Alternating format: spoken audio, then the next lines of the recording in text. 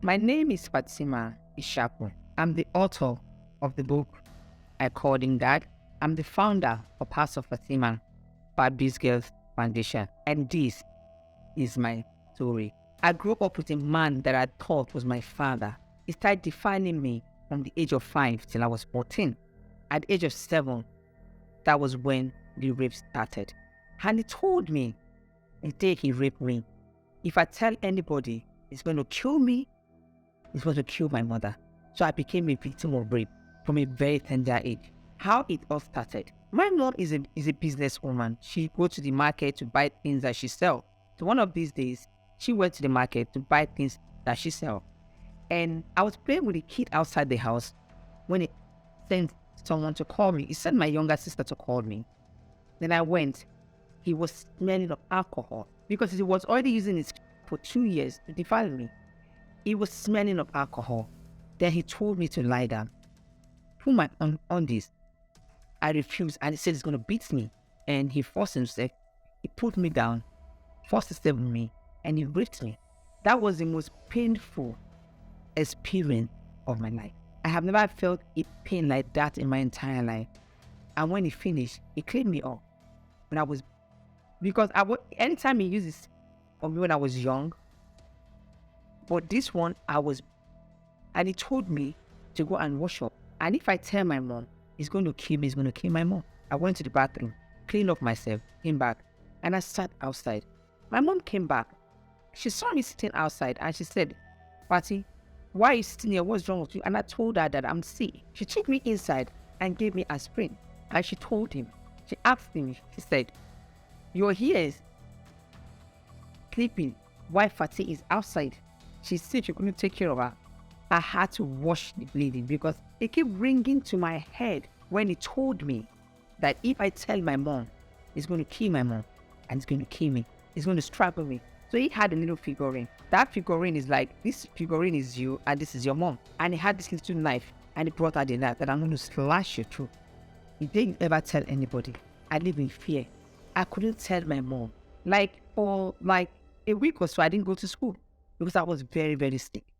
I couldn't walk. But I did not know the reason why my mom did not notice that something was wrong because I couldn't walk properly. So the rape continued. And it got to a point, I was about nine years when I started fighting. And one of the things that he did was to make my mom to hate me. And so that I cannot tell my mom what is happening. And anytime I try to tell my mom, he has already made her to hate me. She will push me away. I say, "Oh, please leave me. I'm so busy," and stuff like that. And I need to tell you something. I need to pass a minute, but she will push me.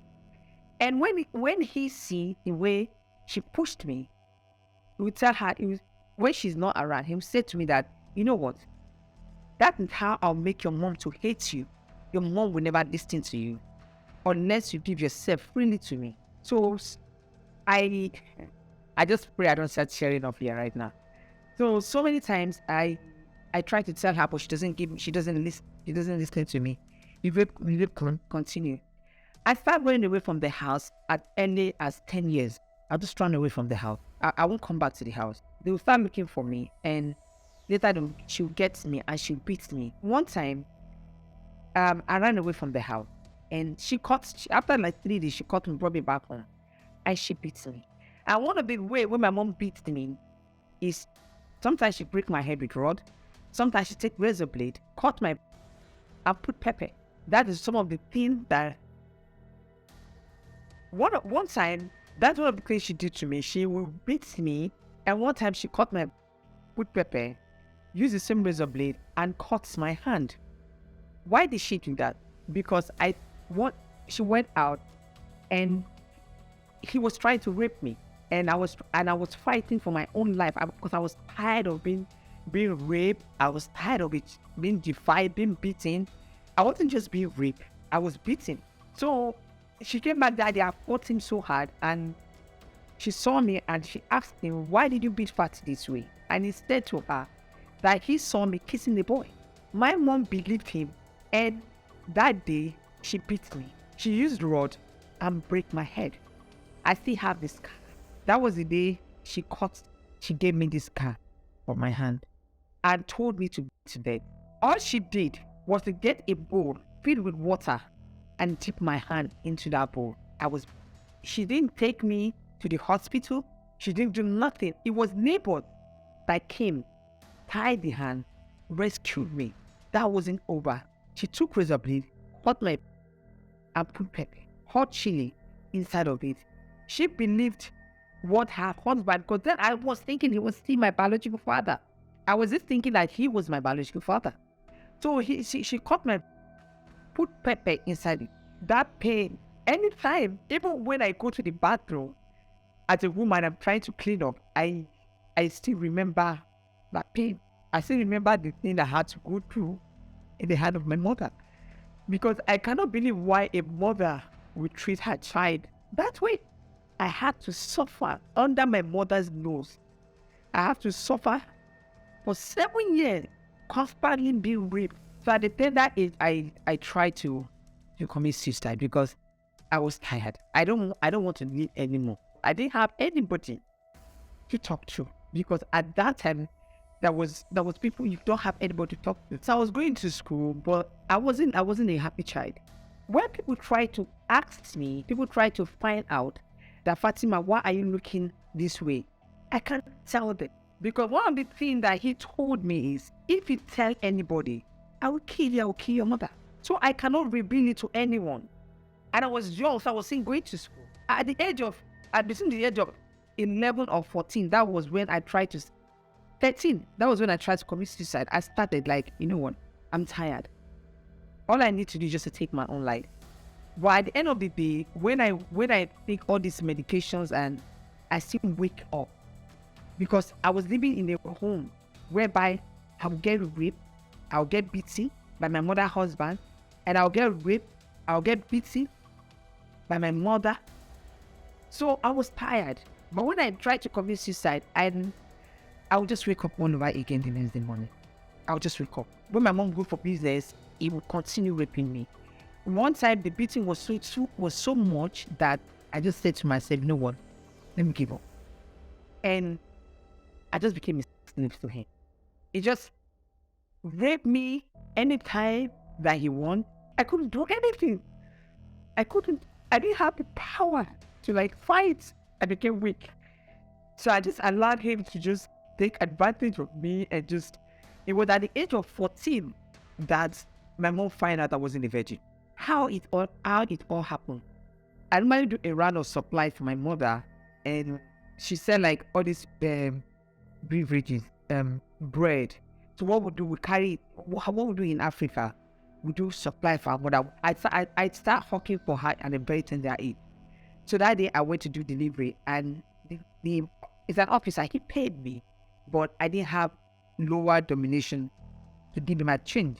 So he now said, okay, come back and come pick your money. So that day I just came back, and he paid me. She told me to lie down on the floor, take off my undies, and immediately, as she had on the table, she had a long cane. Almost every African mother have this cane that they used to put you back on check. And she had a little glass, very little one, with a liquid inside of it on top of the table. So she said to me, I need to lie down and take off my panties. So immediately it clicked to me what her husband said to me the first day he defied me. And I said, what do you want to do to me? She held it. I said, lie down. Brought out the key. So I lie down. I took off my undies. She said, oh, you're not a virgin. And I said to her, what is a virgin? I said, I cannot tell you, because if I tell you, I would die, and you would die. My mom said, no, go ahead and tell me. You will not die. Tell me what actually happened to you. So I now told my mom everything. She told me, and I told her, I said, you remember the day you beat me? You cut my hand with blade, cut me and put pepper. And I told you the day you find out that everything that dad is telling you about me is all lie, you will cry. He said, yes. I said, that day he defied me. My mom was crying. She said she's sorry, noticed all this thing was going on and stuff like that. I think she would notice. I think she didn't want to leave her third marriage. She was trying to protect her marriage. But I think she was just tired of being pretending. Daddy, my mother beat me. I mean, she didn't beat me that day. She just pets me, go and take my bath and eat. So I sat by the staircase outside when my stepfather came back. And I was surprised that I didn't die. My mom didn't die. We're still both alive. So when he came, he saw me sitting outside the staircase. He said, "How are you? Where's your mom?" I just eased. I didn't respond to him. And unlike me, I would never have that confidence, that courage to do that. Now, because I have the backing of my mother, I can now do whatever I want to do. Then when my mom went, when he went into the house, he's still on his uniform. That was when my mom grabbed him and said to him, "So because Patty is not your daughter, that was why you were raping her." That was the day I found out that he was not my biological father. The name I answer today is his name. Because I don't know who I didn't know who my father was. I thought he was my biological father. But he did not deny it. He was just begging, crying that the devil pushed him, that my mother should forgive him and stuff like that. Now my mom took me to go and my mom went to tell her sister before he came back from work. And our sister told her that, I've been telling you, the way you maltreat your daughter, the way you treat her as if she's not your daughter, I told her something was going on. So how are you going to rectify all the harms you have done to this girl? When he came, that's when my mom grabbed him. And our sister now advised her to take me for spiritual cleansing. Because in African culture, in Nigeria, where my mom comes from, they call them the Igbos. And one thing like that happened, they need to take you for spiritual cleansing. It's a traditional cleansing. And it's supposed to go with the man. So before we went to the village for the cleansing, my mom, her sister told her about a man, a traditional man. They call them the native doctor, traditional man. My mom took me there for cleansing, for me to be cleansed. And they just see what this thing as a taboo, that my mom is going to die, I'm going to die, and it will continue. So the only thing for them to do is to cleanse, take away the barrier, the padlock for me. You have to do that spiritual cleansing in the culture. If you don't do it, they see that that something bad might happen to me or my mom. So her sister now would have taken me somewhere, and she took me there, and to a traditional man, they call him the native doctor in Africa. Then she took me there. What the native doctor told her to go out, and she left me alone inside that house, inside the room with the native doctor. And the native doctor wanted to rape me again. The native doctor wanted to defile me all over again. And I told him, and I said, if you touch me, I will kill you. Then he sent me away. Then outside, then my mom came. He just told my mom, say, bring her back later. That's something you are going to buy. My mom's looking over, I'll buy them, I'll bring her back. When we were going, I wasn't myself. My mom wanted to put me into another trauma all over again. So went back to the house, and I told my mom, I said, you know what? Now she started believing everything I told her. I feel she was under a spell, I don't know. Or she was doing it because of love. But now when I tell her anything, she start believing whatever I tell her. And I told her, I said, she should not please take me to that place anymore, that the man is trying to rape me. And my mom said, oh, I'm sorry for everything I put you through. That why did I tell her? Yeah, and I said, because the man told me that he's going to kill you, that he has power. So I didn't tell her to go keep to the mom promised that she'll never take me there anymore. What she did now, she now took me to the village, to her village, where she came from the east, Abia State. She took me there. Now she was protecting the man and exposing me to danger. Now she took me to the village to go and do all the spiritual cleansing. The man is meant to go with me and her. But what she did, she was protecting him from her father, because her father never wanted her to marry my stepfather. So she took me there. They did all the spiritual cleansing on me. And if her husband goes with us to the village, they will make him dance naked in the market.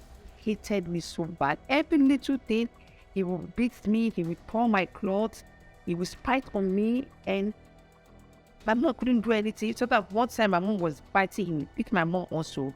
And she just, the best thing is to move you out of the house to go and live with my brother. That my uncle. So I went to live with her brother for like a year plus, and I was living with my uncle when my mother cousin, not her biological brother, not my uncle, when her cousin that was working for my uncle wanted to rape me again. And I told him, I said, I will not let you rape me. So our cousin almost raped me the third time in my uncle's house. And I screamed, I shouted, and I called onto my uncle's wife, auntie, auntie. She was sleeping in the living in her bedroom. I was sleeping in the living room that night. And she ran out and she asked me what happened. And I told her, I said, auntie, Uncle Chinedu is trying to rape me. What my auntie said, she's still alive. What my auntie said, she said, you know what, that is your business, I don't care. She left me and went away. And I told him, I said, I am going to report you to my mother. So he begged me and cried and begged me not to do that. I should please forgive him and stuff like that. But I didn't tell my mom. I started to let 2 years after my mom died. And I have to come back to the house to come and live. I was clocking 16 when my mom died. And one of the things that I did, and in our culture, when your mom died, where my mom comes from, you as the first daughter, mostly you have to be in the house. So I have to come back from my uncle's house back to where I was being raped because I need to be there. That night, my mom was still in the mortuary and this man was defiling me. He was defiling me while my mother was still in the mortuary. When my mom found out that I was being raped at the age of 14, that was when she revealed to me that the man was not my biological father. So when I came back to the house, my mom was still in the mortuary. The night I came back to the house and I slept in that house, this man, my stepfather, defied. He raped me over again. And he said to me, your mom is no more here to protect you. That if you don't allow me get my way with you, I'm going to kill your siblings and kill you the way I killed your mother. And I was scared. Before we buried my mom, she was still in the mortuary. I became a slave all over for him. When he go out, it became worse. Now he defied me everything. When he defied me, he spied on me that nobody is there to protect you. I was tired. That was when I decided, no, let me just commit suicide. At that point, who is there to help me? Nobody. Who is there to protect me? Nobody. I was just by myself. I just give myself willingly. And most time when he drink and when he defied me, he just everything that come out of his mouth all over my body and call me that I stink like what he me. And I couldn't do anything. Later, I was rescued by a pastor when he heard my story, and he rescued me and sent me back to school. I went back to the university and I became a graduate. Everybody know my story. Even before I wrote a book, people know my story, but at the end of the day, everybody stigmatized me. Everybody just avoid me. They called me all sorts of names. And so 2016, I went to America with my friend Dori Chinasa Arione. I went for her movie premiere in Orlando. So I had to go for a movie premiere. The name of the movie is Benevolence. And there was another actress also that had a movie premiered on that day. And that movie had to do with malaria and rape. But when it was time for question and answer, I noticed that our parents, even African parents in America, don't want you to talk about rape. Even Nigerian parents in America, once you open your mouth and tell them that you'll be raped, they don't want you to say it. So we're in this place with my friend Doris, movie premiere, The Benevolence, and another movie came up of another girl. And that movie, her father raped her, and she had a child, and whereby the child died of malaria. It was time for question and answer. Our parents in Nigeria that were there don't want to talk about rape. They were all talking about malaria. And I was pale. I felt so broken. I felt so bad that nobody is talking about rape here. Everybody's talking about malaria. That's when I raised my hand. And it was at 3 marks. That was when I raised my hand. Then the owner of the 3 marks, his name is Uncle Timothy. And I told them to give me the mic. They gave me the mic. And I told him, and I said, you know what, this movie is not all about malaria. This movie is also about rape. People are not talking about rape. They are talking about malaria. And I said, now you keep talking about malaria. No rape. Look at me. I'm a victim of rape. from a very tender age. I was raped, I was beaten, I was traumatized, I was stigmatized. My was caught with it. I still have that scar. Now you're not talking about it, you're talking about malaria. That was with an American professor. His name is Raphael Jackson. He was at that movie on that day in America. He told me, he said, after the whole thing is done, he said, you need to write a book about your life. You need to write it. I said, I am not going to do it.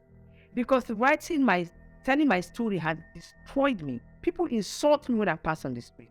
People stigmatized me.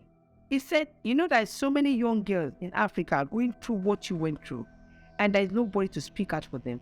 Why not use your story to help victims speak out? Writing a Conning Dad was a very, very traumatic experience for me. I didn't want to do it, but with God's grace and with his support, I was able to write. Then I came back to Nigeria. I opened a foundation, a non-governmental foundation, whereby I started doing rescuing children that has been raped, that has been physically abused. Sure, I don't go to school through my foundation. Where I do is just to help them and make them have a life. Just this month, a girl was killed, raped by a guy that said, "I like you." She said, "No, I don't want to date you." She was killed. The rate of rape in Nigeria is high, but they cover up. In Nigeria, here, no child is safe. You find out that a lot of pastors defy children. Teachers these days defy children, rape children. Doctors are being arrested that rape children in Nigeria. So no child is safe in school, in church, in the mosque, anywhere. Because there's always one monster that always take advantage of little children, that rape children. If you get that person arrested, if it's not the police, you get him arrested. Don't forget that person that accomplice, that suspect have a family. What happened at the end of the day? Your life is in danger. So what did you do? You've already gone to arrest somebody that have a family. They will come after you. One of the things that I keep telling victims in Nigeria, as a victim of rape, one of the things, I don't see myself anymore as a rape victim. I see myself as a survivor. Because I've been through hell and back. I know what pain is. And one of the things I keep telling victims is that if you want to speak out, speak out. Be courageous enough to speak out.